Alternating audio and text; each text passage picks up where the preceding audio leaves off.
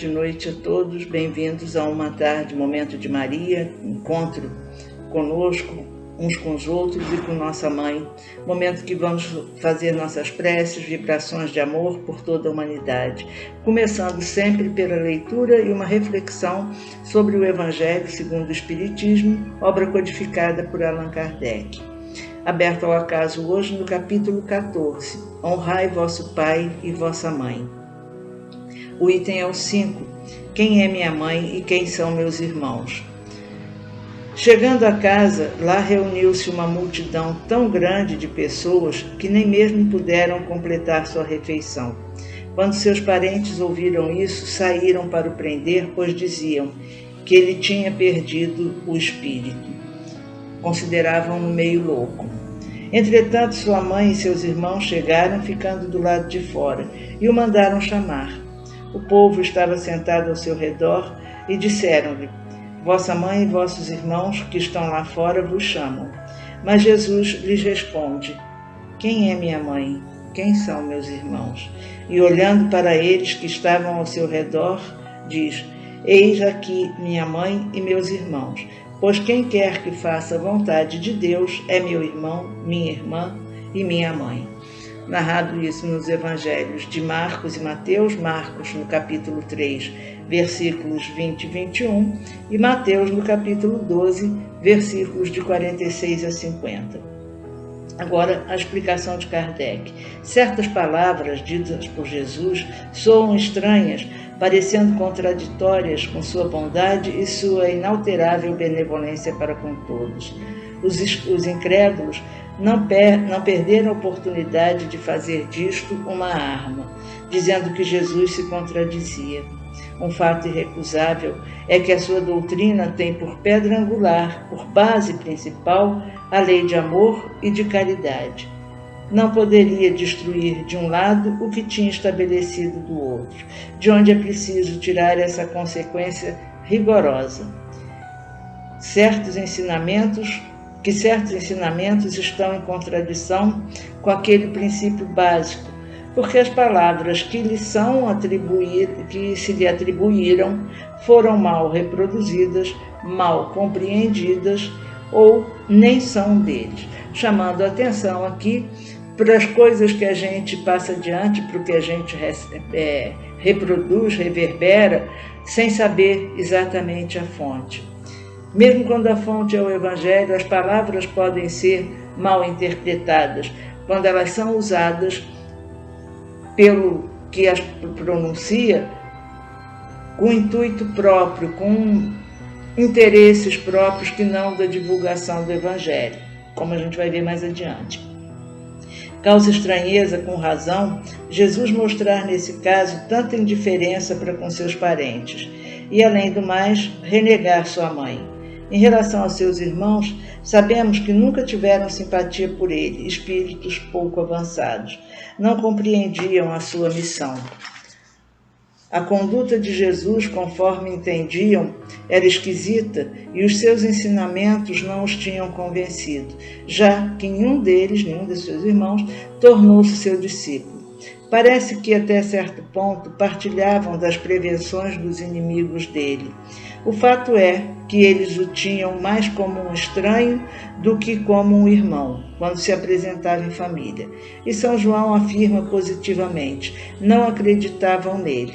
E Kardec nos diz, veja, João, capítulo 7, versículo 5. Esse capítulo 7 do Evangelho de João é quando ele narra a festa das tendas, uma festa de tradição judaica que celebra a saída, a libertação do povo judeu, a saída do Egito para a Terra Prometida, os 40 anos que esse povo viveu no deserto. É chamada Festa das Tendas, porque nesse período eles habitavam em tendas, nessas caminhadas que eles fizeram ao longo de todo esse tempo. E tem aí um simbolismo muito grande. Essa passagem de João, quando ele diz que nem os irmãos acreditavam nele, lembrando, se a gente for ver em Êxodo, a Moisés, como ele foi também renegado pelos seus.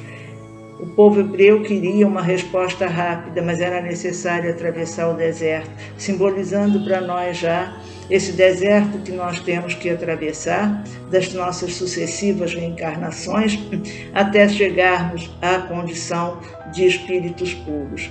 E o interessante é que essa festa também era uma festa que eles, os judeus, agradeciam pela colheita passada e pediam chuva, água, para a próxima colheita. E Jesus, estando na Galileia, ele não segue com os discípulos para celebrar a festa em Jerusalém. E se a gente for ver, vale a pena ler esse capítulo 7 do Evangelho de João. Ele narra em determinado momento que Jesus anuncia a sua próxima partida. Muitos, porém, no versículo 31, dentre o povo, creram nele e diziam: quando Cristo vier, fará porventura mais sinais do que os que esse fez? E os fariseus perceberam que o povo murmurava tais coisas sobre Jesus, e eles enviaram alguns guardas para prendê-los. E Jesus não foi preso, não era o momento ainda.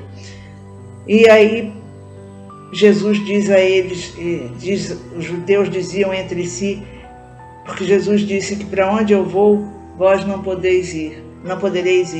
Ele ia voltar para a casa do Pai. E espírito puro que era, nós, ao desencarnarmos no mundo de provas e expiações, ainda não poderemos ir para o mundo dos espíritos puros. Disseram entre si os judeus: para onde irá ele? E que não poderemos encontrar? Irá por acaso aos dispersos entre os gregos para ensinar aos gregos? Bom, era o último dia da festa, e o último dia da festa era o dia mais importante da festa. E João nos diz no versículo 37, no último dia da festa, o mais solene, Jesus de pé diz em voz alta: se alguém tem sede, venha a mim e beba. Aquele que crê em mim, conforme as palavras da Escritura, de seu seio jorrarão rios de água viva. Ele falava do Espírito que deviam receber aqueles que tinham crido nele, pois não havia ainda Espírito, porque Jesus ainda não fora glorificado, e segue o Evangelho de João. Vale a leitura desse capítulo 7. O simbolismo dessa água que jorra quando a festa comemorava a colheita, pedindo água para a próxima colheita, pedindo vida para a próxima colheita, pedindo o sustento para a próxima colheita. E Jesus diz que ele é a fonte de água viva. Então fica para nós essa reflexão. Jesus, primeiro, ele não renega sua mãe. E ele coloca a nós todos no mesmo nível, juntos. Quem faz a vontade do meu Pai, esse é meu irmão, minha irmã e minha mãe. E depois ele diz também que ele é a fonte de água viva. Então, se nós queremos florescer no mundo espiritual, se nós queremos que o nosso espírito imortal se adiante, cresça, floresça, precisamos dessa água viva. Precisamos caminhar junto a essa fonte, dessa água inesgotável, que é a palavra de Jesus, que é a palavra do Cristo, trazendo a nós os ensinamentos que o Pai queria que ele nos mostrasse. Não só falou, mas principalmente ele viveu. Ele viveu como o enviado do Pai.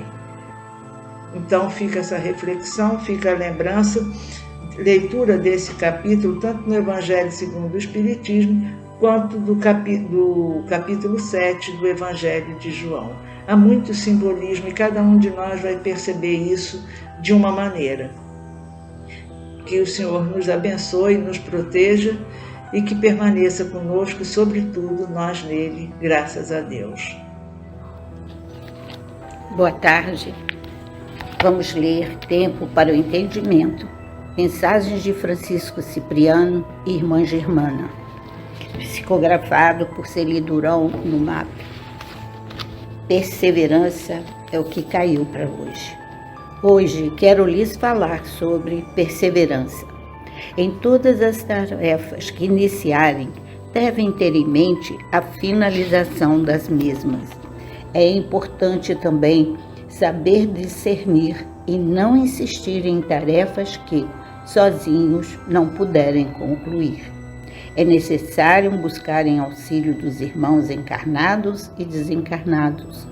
Francisco de Assis teve a companhia de seus amigos e outros seguidores na tarefa de proliferarem os ensinamentos de Jesus a todos os cantos da terra.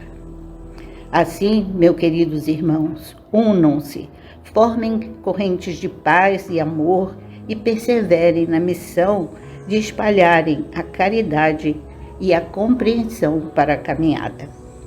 Muitas vezes é necessário muita força de vontade para persistirem na luta diária. Desistir jamais. Sempre que a incerteza lhes turvar as mentes, rezem.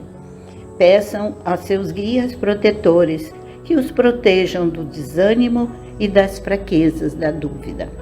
Fiquem na paz de Deus e das forças da natureza. Que Jesus os ilumine e a falange de São Francisco de Assis guie seus passos. Graças a Deus. Momento com Maria. Hora de entrarmos em sintonia com nossa doce Mãe, que já nos aguarda, sempre passando à frente de nossas necessidades maiores, de nossas aflições, de nossas dores, trazendo o alento necessário e o conforto aos nossos corações sofridos, aos corações daqueles que se encontram enfermos, aos corações de seus familiares, igualmente levando serenidade àqueles cujo momento de retorno à pátria espiritual é chegado. Entremos em sintonia com nossa doce Mãe Maria.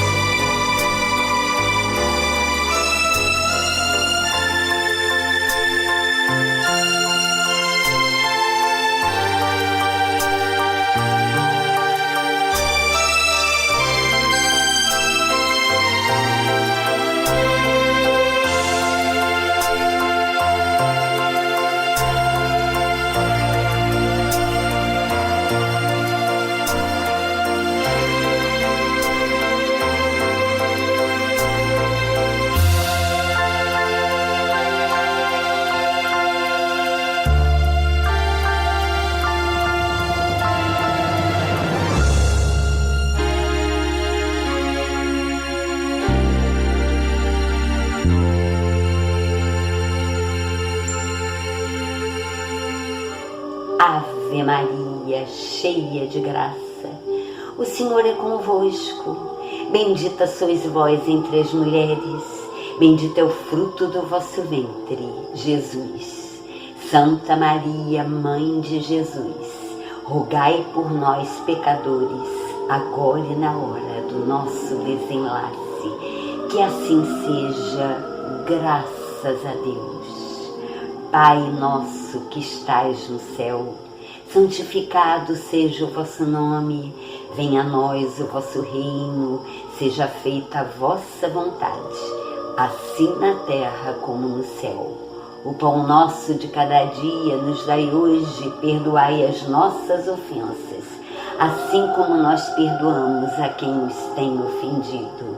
Não nos deixeis cair em tentação, mas livrai-nos do mal. Que assim seja, graças a Deus. Gratidão, Mãe, sempre, pelo teu amor incondicional, pela tua ajuda dioturna a todos nós da humanidade. Gratidão é o que temos sempre a te oferecer.